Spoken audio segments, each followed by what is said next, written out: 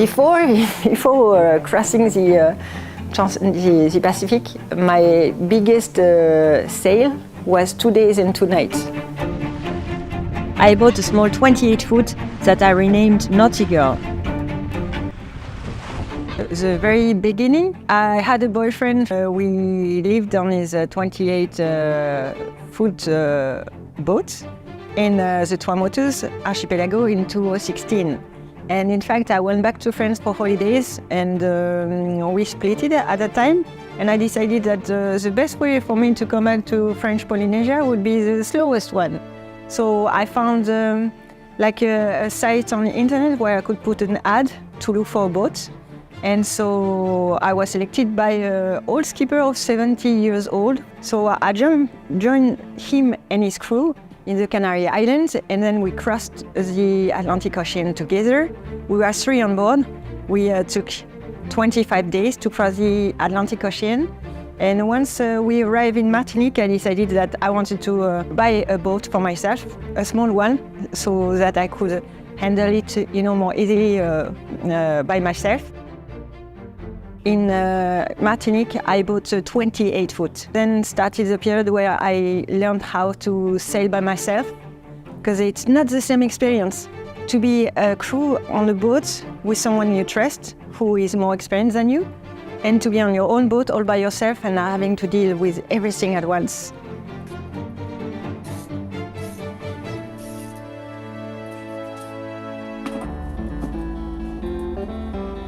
At the beginning, it was even difficult for me to take my boat out of the marina where I bought it, and then very difficult for me to learn how to sail just by myself on this boat. And finally, I ended up, managing to make my mind to go and have a try to cross the Pacific Ocean by myself, half of it, because it was Panama to Marquesas.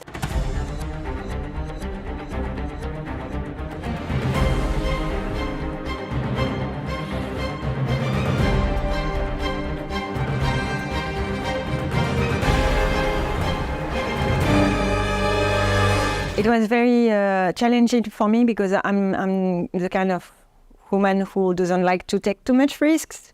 So I prepared the boat the more I could, and I experimented how it was to spend 30 days without speaking to no one and having just some few discussions with a few birds and a lot of flying fishes on my boat.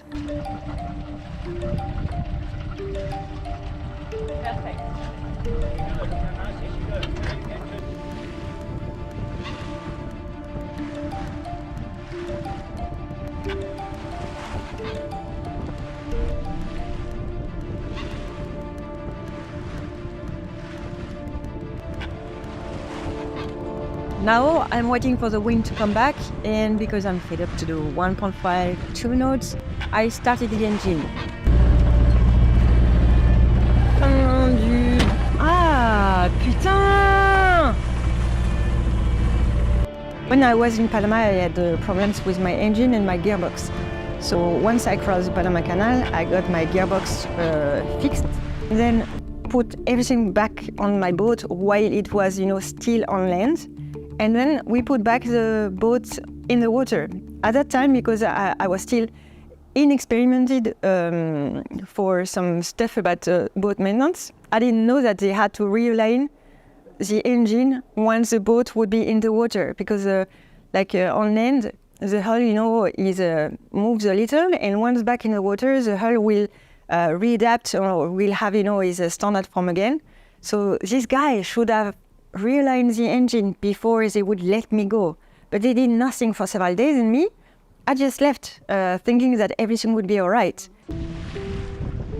J'ai déjà eu un problème hier, et là à nouveau, ça s'est rebloqué. J'ai retiré le câble, j'ai essayé d'accéder la boîte de vitesse manuellement et c'est bloqué, voilà. Et je suis à 200 et quelques milles seulement. I didn't know what to do. Like, I wanted a boat in the perfect condition to go on. And on the other side, I thought that maybe the best for me would be, to come back to Panama, have it fixed.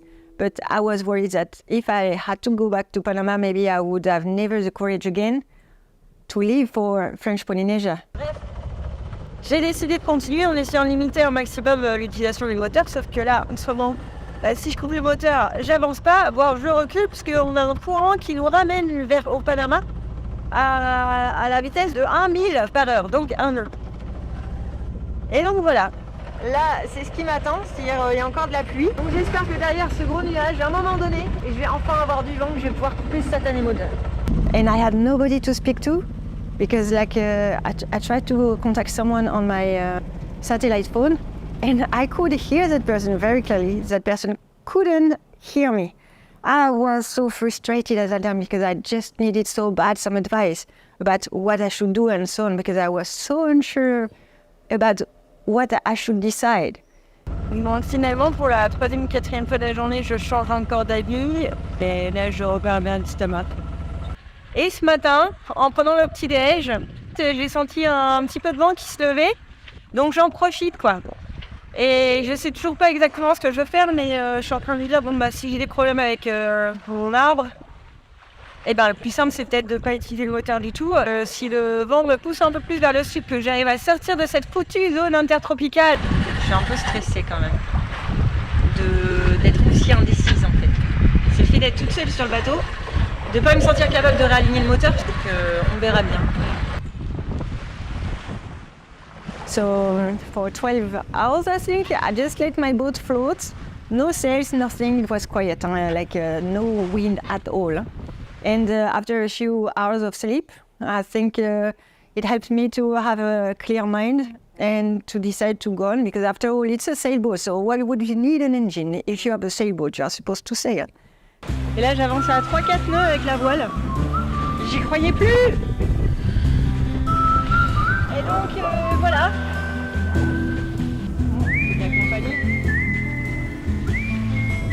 And the best moment ever was when I would be not too far from an island and that birds would come on my boat.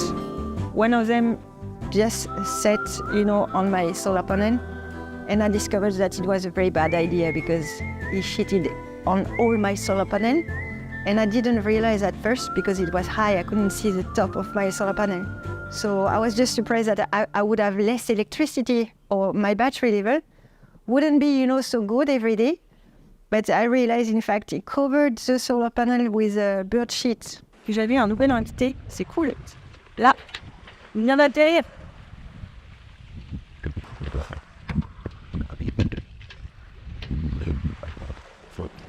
C'est cool. Le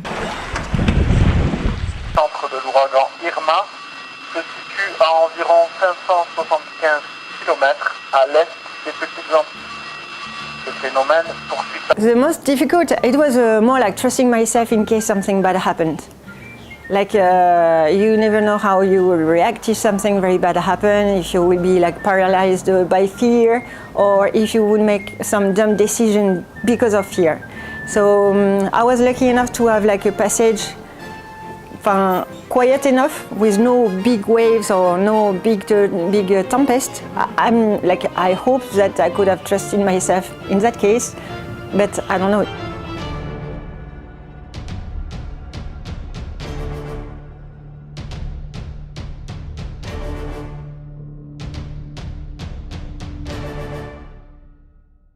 Routine every day. I would check if I got emails, Iridium emails, so very short line, but it was very important for me to have some news from, the few friends and family who was in contact with me, because it was always a pleasure to read some few stuff. And during the day, I would write journal about what I would do and what I would see and so on.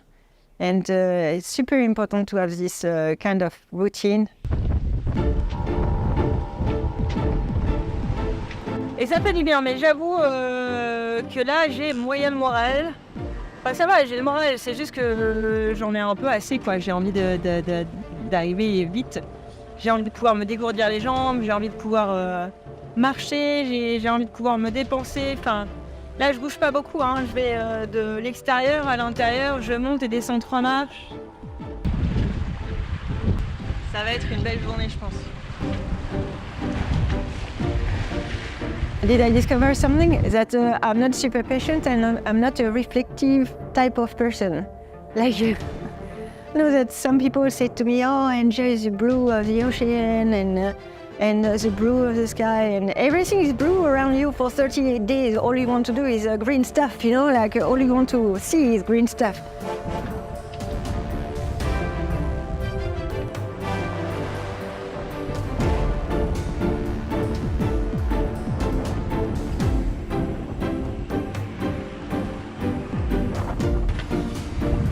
J'en peux plus de voir à quelle vitesse je me déplace, putain!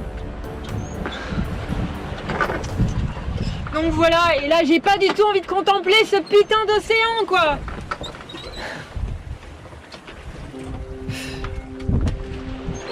2 à 3 nœuds quoi de vitesse multiplié par le nombre de kilomètres, 1,852, ça fait vraiment pas beaucoup, quoi.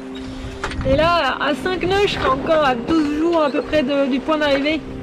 Mais là, si je fais moitié moins, tu multiplies par 2 la durée. Et là, franchement, j'en suis pas capable, j'en peux plus. J'en peux plus, quoi. J'en peux plus de pas dormir correctement. J'en peux plus de mettre et de défaire ce putain de tangon. J'en ai marre, mes autopilotes là qui tiennent pas le coup. Alors du coup, je suis obligée d'utiliser ce putain de régulateur d'allure qui fait faire des lacets. Donc ça me rajoute encore sur la longueur. Et je suis en train de péter un plomb.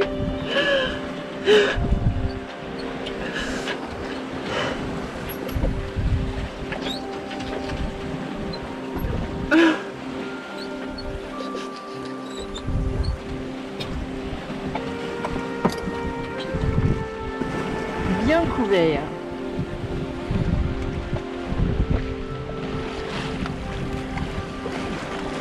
Hier et avant-hier, c'était pas trop la forme. Là, ça va mieux. Déjà, il fait beau.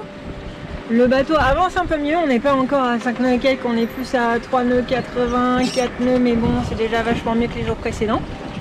Et donc, voilà. Et le bateau avance tout ça. So all of this period, it helped me a lot to be the person I am now. And I just realized that I could do much more than what I thought. And it's all matter in your mind. Just try. At least you will try. You will learn from these trials, and you will be better the next time.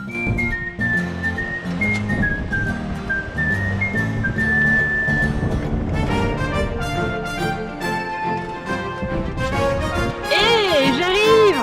C'est la Terre! C'est la Terre au loin! Je sais pas si on voit bien là.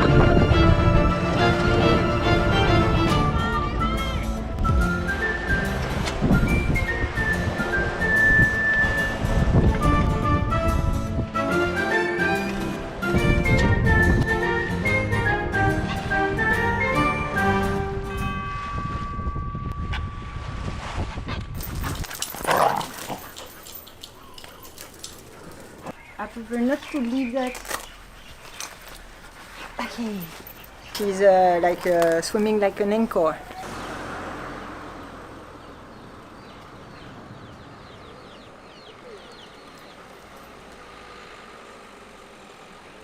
I live in Tahiti since 2004, in fact. First time I arrived here, in fact, it was thanks to my job in Paris. Back then, I was working for Deloitte as an auditor, and they would send a team of auditors here to make auditing work on some hotel. And I discovered Tahiti, and I addressed to the kitesurfing instructor who had a room to rent in this exact same house. And I came back 3 months before because, in fact, I fell in love with a kiteboarding instructor, and we stood together for a few years. And later on, he went back to France. I stood here. I can confirm that here is a real paradise. Like, I mean, I had some great encounters, and I've seen like plenty of different islands. But this is still the islands I prefer, French Polynesia.